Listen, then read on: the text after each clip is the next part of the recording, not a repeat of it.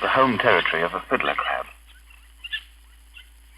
The first thing you notice about the male crab is one enormous claw. The other claw is rather small, and you can see it being used to carry food up to the mouth. But what is the large claw for?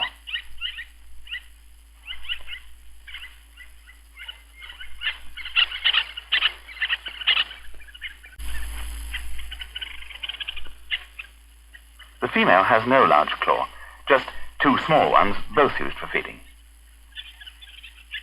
The male often uses his small claw for cleaning and polishing the large one. But what's that waving movement?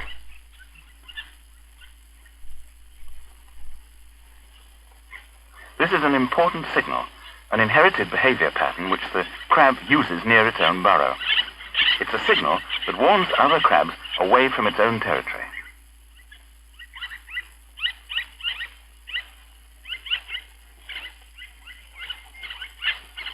If another does approach, they lock claws and struggle, but never damage one another. One always gives way.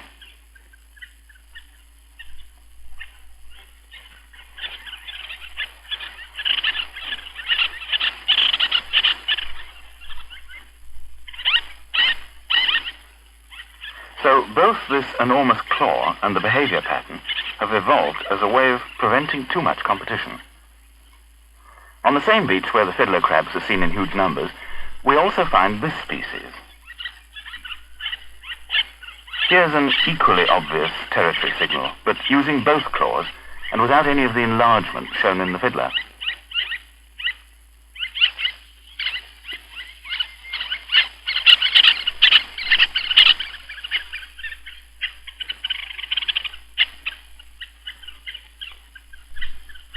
This crab is just about the size of a dried pea. It shares these tropical beaches with the other species. Its own signaling system is just as definite and is only recognized by members of its own species. And this is true of the others we've seen. Each species has its own signals which keep the population evenly spread out.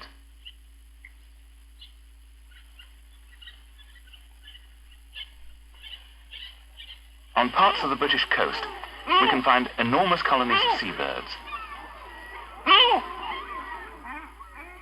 These particular birds are lesser black-backed gulls, and they're already well advanced into the breeding season.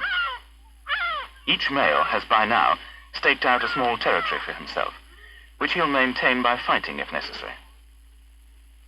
Overhead fly the females, on the lookout for a favorable mate. Each male performs a rather odd bowing and screaming act, which is a signal to the females that he's available with the territory, and it also warns off other males. We don't know why a female chooses any particular male.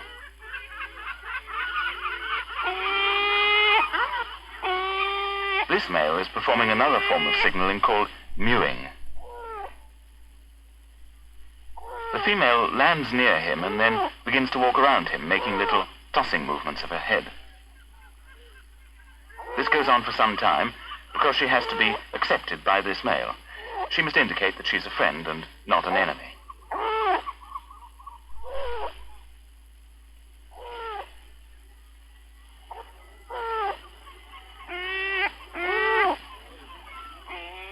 Now, the male shows by his behavior that she is acceptable.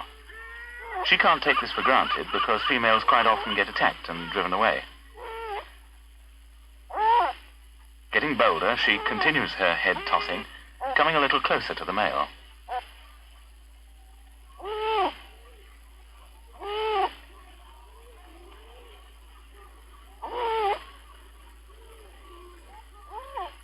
Now the pattern enters a new stage. The female feels able to come right up to the male, and she begins to stroke his crop with her bill. She also pecks at the base of his bill. This behavior is like that of gull chicks begging for food, and in fact this signal produces exactly the same result.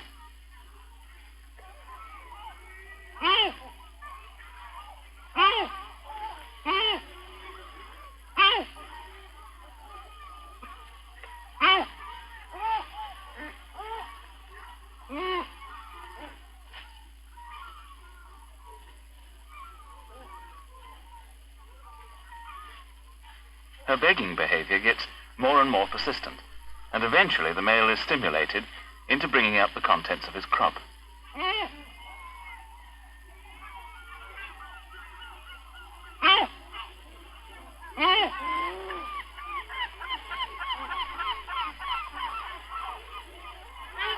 This feeding of the female by the male is the high spot of their courtship.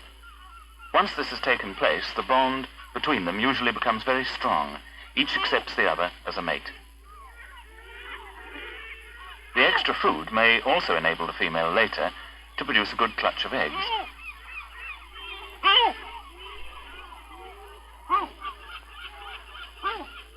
Things don't always go quite so smoothly, and sometimes the male can't bear to part with all his catch.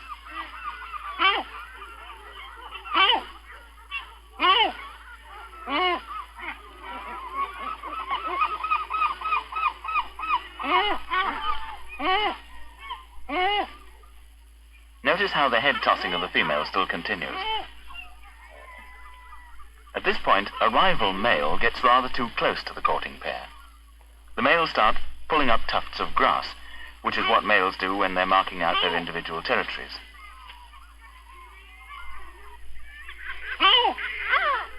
Sometimes, right in the middle of such an argument between males, the female will start to beg for food. This may be too much of a strain, and she may get the brunt of the angry male's aggressive feelings.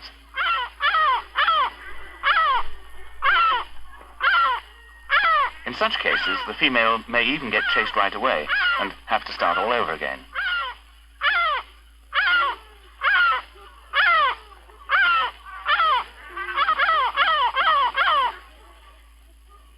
If all goes well, and there are no major interruptions, the begging by the female and feeding by the male will continue successfully.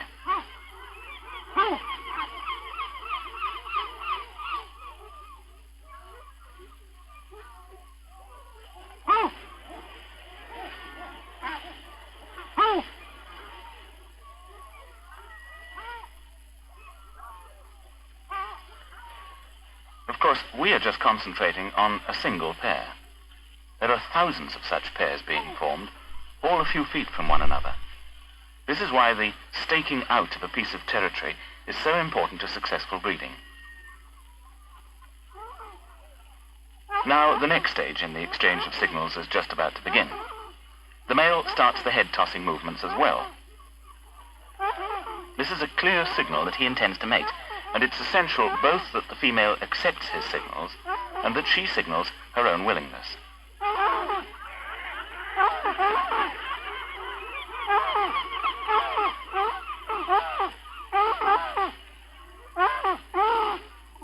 The male has to mount on the female's back to copulate, and this can only be successful if the female cooperates. This is why her signals continue. If she stops signaling, the male at once dismounts.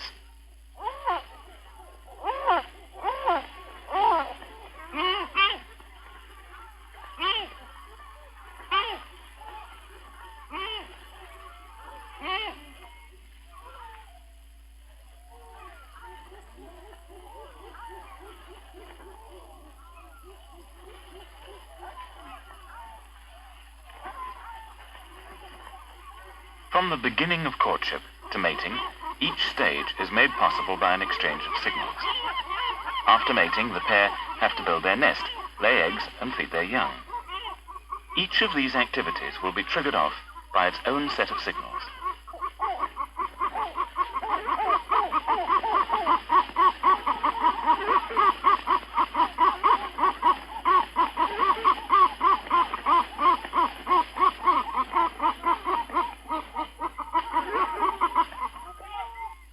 Signals like those we've seen have nearly always evolved where a species of animal lives crowded together in a colony. Here it's very important that each member should behave correctly to avoid trouble. These baboons form groups in which a single full-grown male has a small number of females to himself. He's always on the lookout to prevent his females making off with other males. These males spend a lot of energy rushing furiously at their juniors and threatening them. It would obviously be a bad thing for the group if there were many serious fights, and special signals have evolved to prevent this.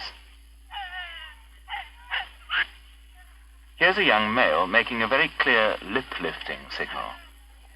Any senior male recognizes this as a sign of truce, meaning, I don't intend to harm you, I'll go quietly.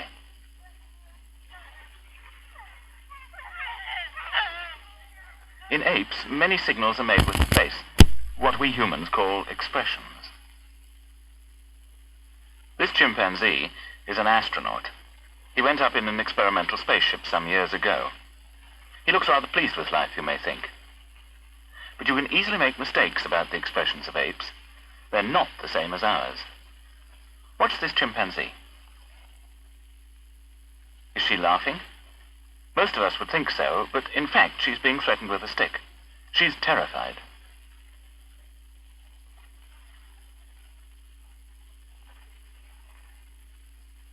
A happy, playful chimpanzee never shows all its teeth and gums. It half opens its lips, making what's called a play face.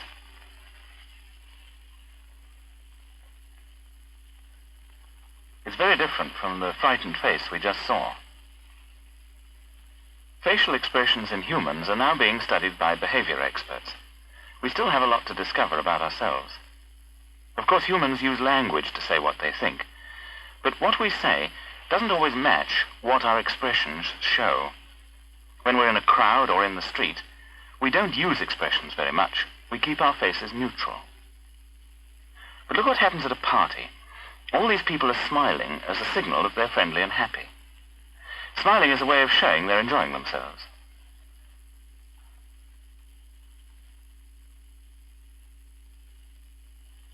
People of every nationality immediately recognize a smile, even in a photograph. It's a signal that develops very early in young babies, and mothers react to this signal by wanting to pay attention to the smiling baby. A very young baby will smile at anybody near it. It doesn't yet recognize its mother. In fact, most babies will even smile at an absurd mask, as long as it's vaguely human. Smiling's a behavior pattern which the baby inherits at birth.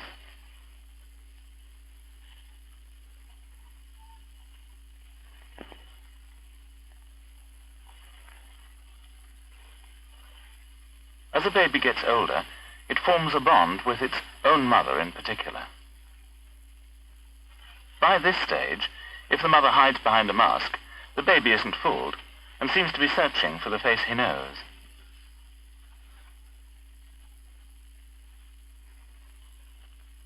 A still older baby often won't smile at all when strangers are present. By now, the smile is a signal only used to show friendship for the people close to it. Later on, we use smiling in many different ways. And of course, we have many other expressions. Are they all inborn, or do we learn some of them? There are several expressions that we can be sure are inborn. Look at the boy in the middle. His face shows a very common expression that means, I want to escape from this. The expression of anger is also easy to recognize, with the lips pushed right forward. Here it's seen clearly in these Russian soldiers. Look at the pushed-out mouth. One of the best places to observe unintended expressions is when two people are face-to-face in an interview. Can you ask her to come in straight away, please? Thank you. Linda is applying for her first job in an electronics factory. First, she's interviewed by the personnel officer, whose job is to find out what sort of person Linda really is. The personnel officer's face remains very still. She doesn't want to seem either very friendly or too unsympathetic. What can we discover from watching faces without hearing anything that's said? Watch the eyes. When we're confident, we look people straight in the face, like this.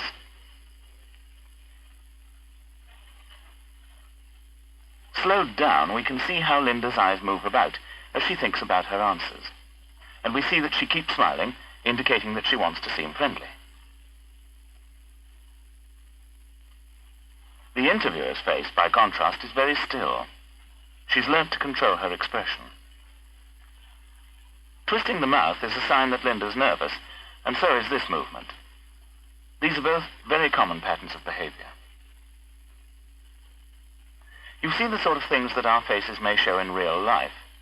Now you'll see two actors in several short sketches. Your job is to tell what's happening, just from their behavior. The only clue is that a secretary is being called in by her boss.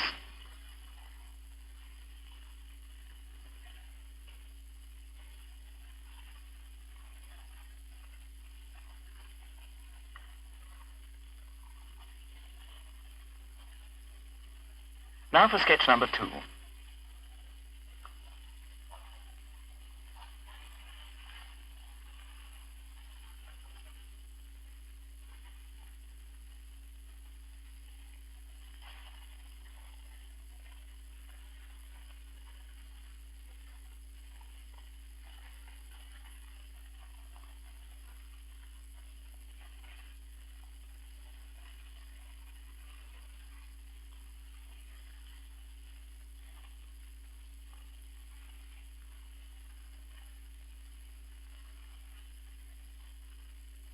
And in a moment, the third one.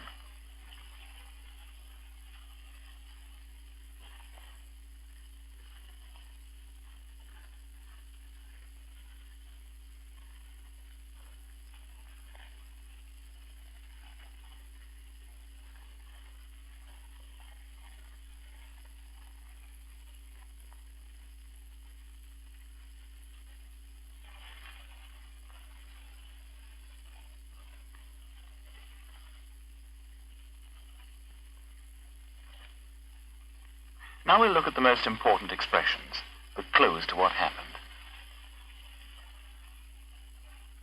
First, the smile, a signal that a person is friendly and confident. The secretary stands quite close to the boss, and again they both smile, showing the signal that things are on a friendly basis. We can assume this is a happy working situation. But in the next scene, the girl looks quite different. She's made to stay on the far side of the desk. She looks down a lot and hardly at him at all. Then watch the way she moves her mouth. Surely we can assume that she's very worried about some mistake she's made. In fact, she's making herself look humble and sorry. This signal means, I feel like hitting her, but I'd better not. The third one speaks for itself. The girl makes the wrong signal, and the boss flies off the handle. He hits the desk, though, instead of his secretary. And there's the angry face, very clearly shown. It takes the girl by surprise. You probably followed those scenes quite easily from the expressions alone. We end with 2 more scenes, in a doctor's surgery for a change, and you have to decide which of the doctors you'd rather visit.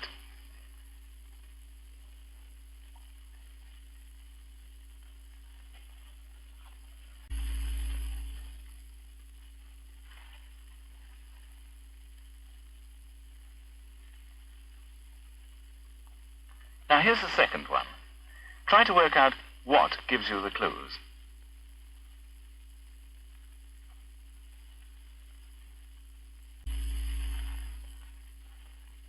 The chances are that you would prefer the first. But can you explain exactly why?